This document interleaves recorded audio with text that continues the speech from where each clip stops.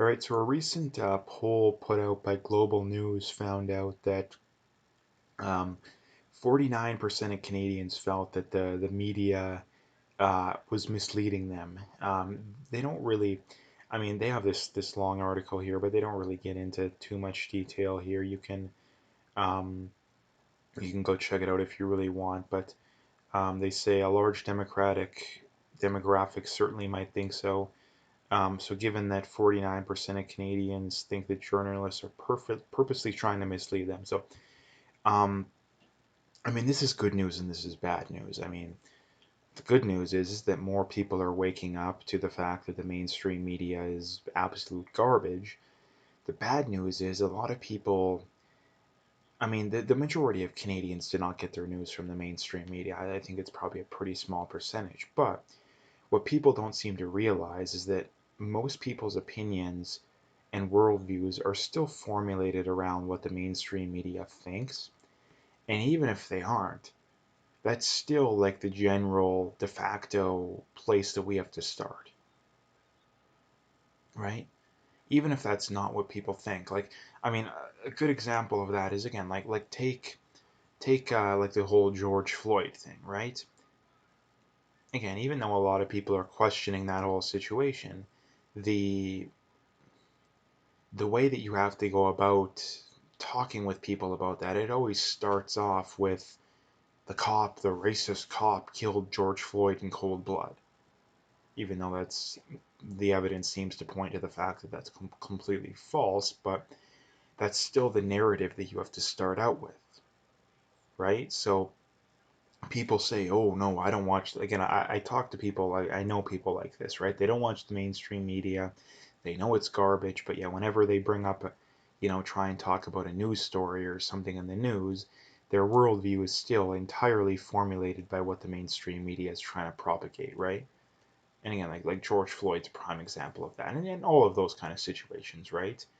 The whole virus situation is another prime example of that. Um, but a lot of people are probably saying, okay, well, if the mainstream media is misleading you, where do you go? Well, this is the tough question, right? This is a really tough question because the standard answer is, oh, you listen to some people on the right and you listen to some people on the left and you listen to some people in the middle.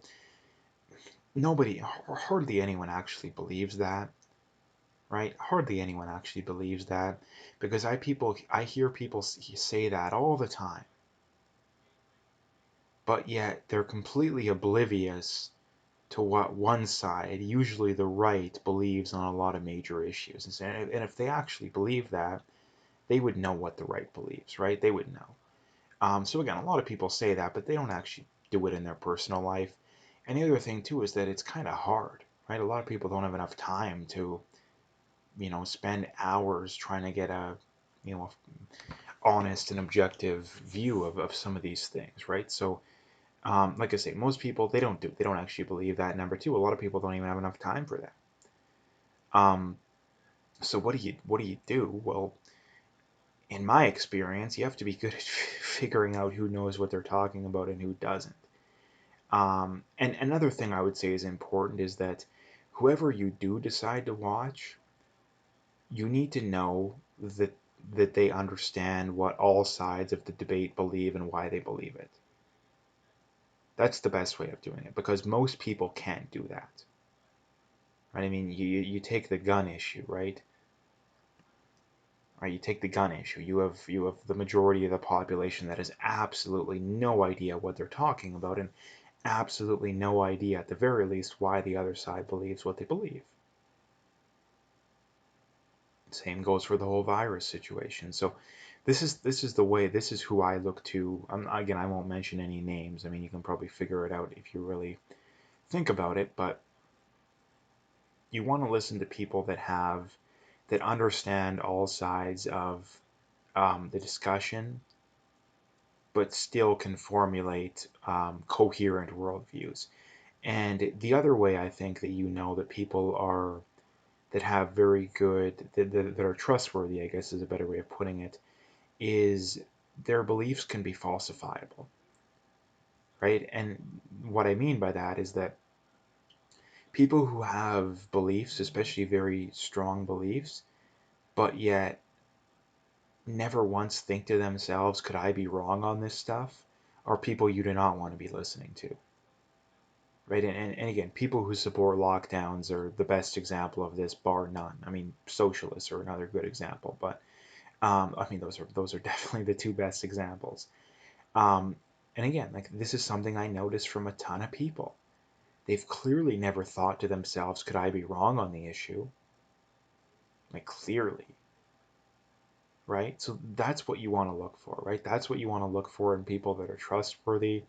And again, I'm not even going to mention any names or any outlets, outlets. I've talked about some in the past, but um, it's very simple to figure out who knows what they're talking about. Like it's very simple. Um, Another way of knowing almost for certain is, are they in the mainstream or not, right? If they're in the mainstream, there's probably a 99% chance they're not trustworthy. So again, basically anyone on global, I mean any of the big recognizable news like Global, CTV, CBC, 99% chance you're getting propaganda if you're listening to them. Same goes for CNN, MSNBC, even Fox to probably a pretty much the same degree. Um, yeah, if they're in the mainstream, they're not reliable, right? They're not. I mean, in Canada, a good way of putting it too would be if they're getting the government, the Trudeau money, you can write them off, right? You can write them off. So basically, the whole mainstream media, to be honest. But again, like you want to listen to people that are independent, right? They're not dependent upon rich corporate donors. They're not dependent upon, again, in Canada, it's pleasing the government basically, right? And people say, oh, well, how do you know that they're not? Well, again, like you can play the what if game until the cows come home, right? But again, do you trust someone who gets paid whether they do a good job or not, or someone or sorry, who gets paid whether they're honest or not, or someone who, if something came, like if you take one of these big independent media people, if some big massive thing came out to where they lied about, a massive thing, they would lose viewership. But would CNN or CBC lose viewership? Like a tiny bit. But as a whole, they didn't. Because again, like, I mean, you look at CNN, they lied about Trump for years. But they didn't lose viewership until very recently, basically when Trump left, right? So again, people don't understand. The mainstream media, more often than not, they stand to gain by lying to people, by having clickbait headlines. The alternative media usually stands to lose. I mean, clickbait works for some amount of time, but it'll never last in the long run, right? It'll never last in the long run because again, eventually people are going to get tired of the clickbait. Eventually, the people putting out said clickbait um, will get tired of it, right? Because they know exactly what they're going to get, and they'll start to become reliant on the clickbait, right? The off the start, maybe it's clickbait, but the content's still decent. But eventually, it'll get to the point to where it's like, yeah, I don't even have to put out that good of content anymore, right? And people get used to that.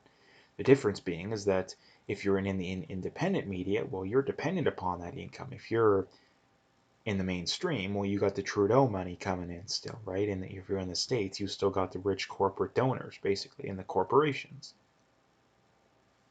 So, I mean, yeah, 49% of people not trusting the media. I mean, it should be double that. It should be 100%, but that's still a decent number. The problem, like I say, the big problem is the majority of that 49% still has no idea where to go to formulate a coherent worldview, right? And that's the big problem in society. And again, a lot of that 49%, their worldview is still formulated by what the mainstream media says, even though they might say they don't trust them, right? So, anyway, that's what I wanted to bring up today. If you liked the video, make sure you hit that like and subscribe if you haven't already. Make sure you check out those links below. Follow me on those other platforms if you haven't already. If you want to donate, you could do that as well. Again, I would very much appreciate whatever support I can get. But at the very least, just hit that like and subscribe and stay tuned for more.